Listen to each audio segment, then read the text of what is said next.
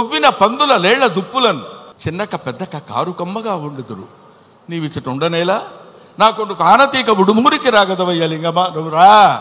మా చిన్నక్క పెద్దక్క ఉన్నారు, దుప్పి మాంసం, వేట మాంసం, పంది మాంసం తీసుకొచ్చి పెడతాను నీకు.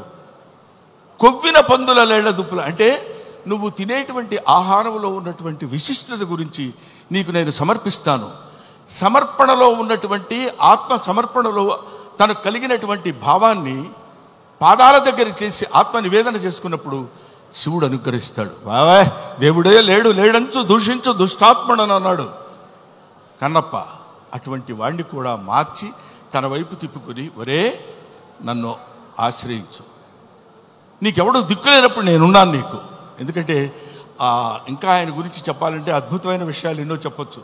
అందరూ కాదని కింద పడేస్తే చనిపోయిన శరీరాన్ని నేనున్నాను రా నీకు అని అక్కున చేర్చుకునేటువంటి మహానుభావుడు ఆ పరమేశ్వరుడు శివుడు.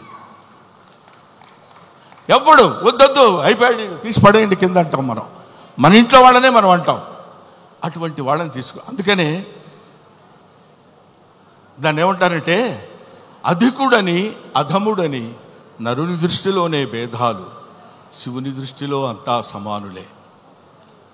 కాబట్టి అక్కడ ఇచ్చట అస్పృశ్యత సంచరించుటకు తావే లేదన్నాడు జాషువా. ఇక్కడ అబ్బాయి నేను వీడు ఫలానా క్యాస్టోడు నేను ముట్టుకొని వీడిని ముట్టుకొని అని ఉండదు. ఇటువంటి శివతత్వాన్ని మన వాళ్ళ వరకు, మన 2 రాష్ట్రాల వరకు అని కాకుండా యావత్ భారతదేశంలో ఉన్నటువంటి ఈ ఎవడు శివుడంటే ఇంకా ఎంతసేపు అయినా మాట్లాడతాను. కాకపోతే సుమ లక్కీగా ఇక్కడ లేదు. కాబట్టి ఎందుకంటే మీ అమ్మా నాన్న ఎవరంటే ఫలానా అని చెప్తాం, వాళ్ళ అమ్మా నాన్న ఎవరంటే ఫలానా వాళ్ళని చెప్తాం, వాళ్ళ అమ్మా నాన్న అని చెప్తాం. అలా వెళితే అసలు మీ అమ్మా నాన్నలు ఎవరంటే వాగర్ధావివ సంపృక్తౌ వాగర్ధ ప్రతిపత్తయే జగతః పితరౌ వందే పార్వతీ పరమేశ్వరవు.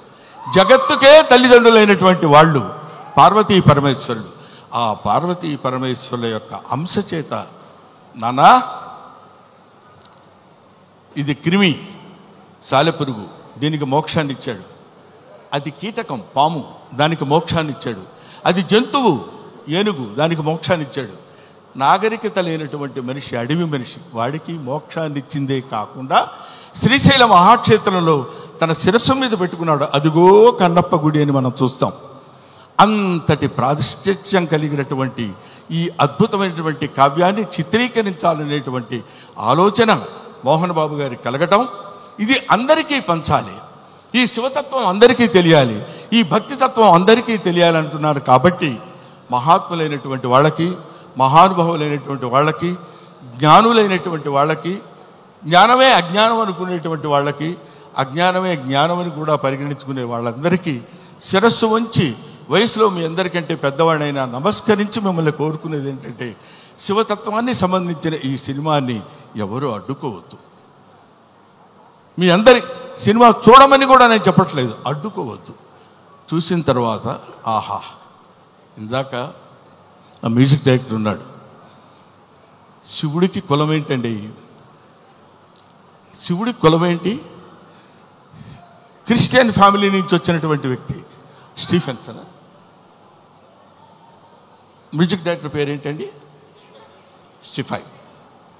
ఆయన శివతత్వాన్ని గురించిన సినిమా గురించి అంత అద్భుతమైనటువంటి భక్తితత్వంలోకి తీసుకెళ్ళటం అనేటువంటి ఆలోచన, ఇవన్నీ they are all picked. Sarath Kumar, లేకపోతే ఒక ముఖేష్ ఋషి, ఒక మోహన్ లాల్, వీళ్ళందరినీ అక్షయ్ కుమార్ లాంటి వాళ్ళని పట్టుకుని వీళ్ళు వీళ్ళు వీళ్ళు ఉండాలని ఆలోచన అతనికి ఎలా కలిగిందంటే, ఇది ఏది మనం చేసింది కాదు, ఈ కన్నప్ప సినిమా అనేటువంటిది ఒక అద్భుతమైనటువంటి ఒక the greatest adventurous film on the surface of earth.